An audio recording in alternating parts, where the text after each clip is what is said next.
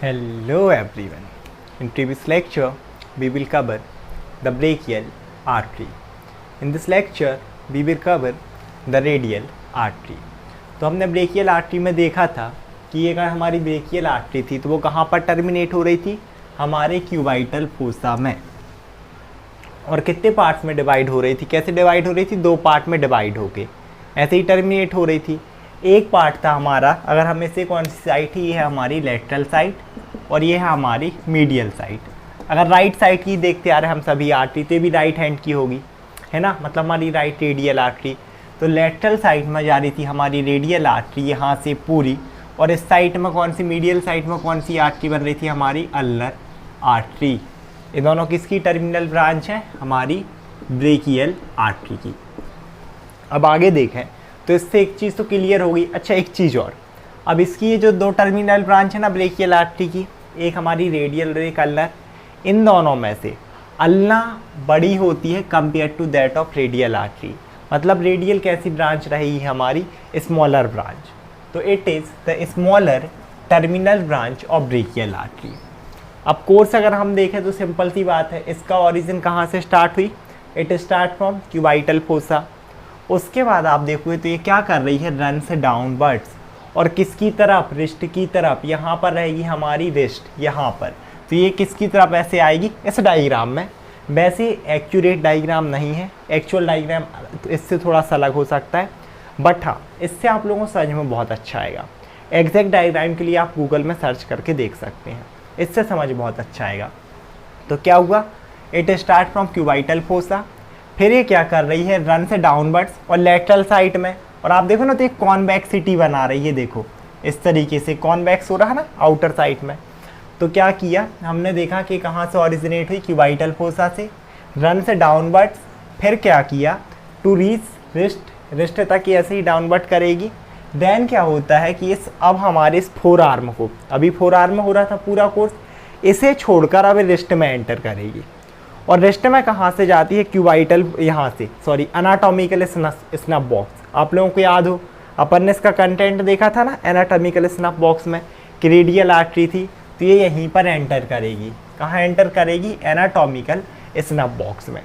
इस तरीके से हमारी हैंड में एंटर करेगी, और फिर ये बहुत सारी ब्रांचेस में डिवाइड होती है, और इसकी जितनी भी टर्मिनल ब्रांचेस रहेंगी वो हमारे हैंड में क्या हो जाती हैं, टर्मिनेट हो जाती हैं, और बहुत सारी अल्नर आर्टरी की टर्मिनल ब्रांचेस के साथ ऐड होंगी। इसे हम आगे देखते हैं। इसके बाद अगर ब्रांचेस की बात करें तो सबसे पहली ब्रांच ये देख रही होगी आप लोगों को, और ये ब्रांच देखो सब ऊपर नीचे, लेकिन ये ब्रांच ऊपर जाती है और ऊपर जाएगी। और मैंने बताया था ना अनास्टोमोसिस, उसमें रिकरेंट आर्टरी रहेंगी। ये है हमारी रेडियल रिकरेंट आर्टरी, ये जाती है ऊपर, दैट्स वाई इसे बोला जाता है रिकरेंट। तो सबसे पहली ब्रांच रेडियल रिकरेंट आर्टरी, और ये किस में पार्टिसिपेट करती है, हमारे अनास्टोमोसिस में। स्पेशली ये करती है रेडियल रिकरेंट आर्टरी हमारी, हाँ रेडियल कोलैटरल आर्टरी के साथ। तो हमारी रेडियल रिकरेंट आर्टरी किसके साथ अनास्टोमोसिस करेगी, ये करती है अनास्टोमोसिस के साथ, हमारी रेडियल कोलैटरल आर्टरी के साथ। रेडियल कोलैटरल आर्टरी किसकी ब्रांच है, हमने देखा था हमारी ये थी ब्रेकियल आर्टरी। ब्रेकियल आर्टरी की एक डीप ब्रांच थी जिसे हमने बोला था डीप ब्रेकाई या फिर प्रोफंडा ब्रेकाई, और इस तरीके से दो आर्टरी में डिवाइड हो रही थी। जो लेटरल साइड थी इसे हमने बोला था रेडियल कोलैटरल, जो मिडिल में थी तो इसे बोला था मिडिल कोलैटरल। तो रेडियल रिकरेंट किसके साथ अनास्टोमोसिस बनाएगी, रेडियल कोलैटरल के साथ। इसको और अपन जब अनास्टोमोसिस देखेंगे ना तब और अच्छे से समझ में आएगा। अब हम देखते हैं इसकी सेकेंड ब्रांच। तो यहाँ पर सेकेंड ब्रांच या फिर आप बोलो ब्रांचेस, क्योंकि यहाँ पर रहती हैं हमारी बहुत सारी मस्कुलर ब्रांचेस। और सिंपल सी बात है, मस्कुलर ब्रांचेस मतलब किसे सप्लाई करेंगी, मसल्स को। और मसल्स भी अब एक चीज़ देखना, क्योंकि ये किस साइड है हमारी, ये मस्कुलर ब्रांच किस साइड है, लेटरल साइड में। दैट्स वाई ये किन मसल को सप्लाई करेगी, lateral muscle of four arm, जो फोर आर्म की जितनी भी लेटरल मसल होंगी। तो मीडियल वाले को कौन सप्लाई करेगा, अल्नर, जो कि अपन बाद में देखेंगे। अगर थर्ड ब्रांच हम देखें ना तो अब यहाँ पर ये जो ब्रांचेस रहेंगी, ये सारी की सारी ब्रांचेस हम बोलेंगे कि टर्मिनल ही रहेंगी एक टाइप से, है ना। रेडियल आर्टरी की हैंड में और किसके साथ ये बाइंड होती हैं, दे bind with the terminal branches of ulnar artery.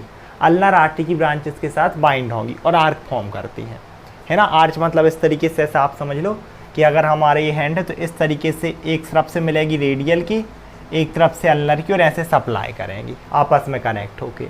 तो हमारी थर्ड ये दो कोई ब्रांचेस हो गई।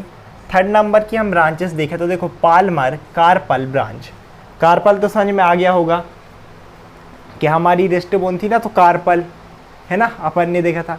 इसके अलावा क्या है बट पाल्मर, तो पाल्मर एस्पेक्ट हमारा कौन सा होता है, आगे वाला जो आगे साइड सप्लाई करेगा, that is palmar carpal branch. ऐसी ब्रांच जो पाल्मर साइड को सप्लाई करेगी। तो ये किसके साथ अनास्टोमोसिस बनाती है, make anastomosis with palmar carpal branch. देखो फिर से आ गई पाल्मर कार्पल, तो बोलोगे एक साथ दो कैसे हो सकती है, एक ब्रांच ये रहेगी अल्नर आर्टरी की, तो इस तरीके से बाइंड होगी। इसके बाद आगे हम देखें तो हमारी फोर्थ ब्रांच है डॉर्सल कार्पल ब्रांच। देखो डॉर्सल मतलब क्या, जो पोस्टीरियर साइड सप्लाई करे, और ये भी अनास्टोमोसिस फॉर्म करती है। कौन सा, फॉर्म डॉर्सल कार्पल आर्च। ये भी क्या फॉर्म करेगी, एक आर्च फॉर्म करती है, किसके साथ मिलकर, अल्नर आर्टरी के साथ मिलकर, जैसे मैंने बताया दोनों साइड से मिलके। इसके अलावा हमारी एक ब्रांच है लास्ट सुपरफिशियल पाल्मर ब्रांच। ये रही हमारी fifth superficial Palmer branch.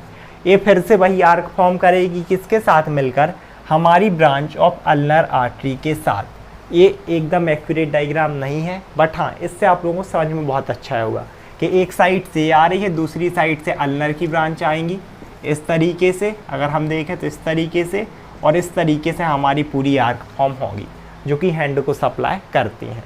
So this is about the radial artery. I hope आप लोगों की वीडियो समझ में आया होगा। Thank you so much everyone.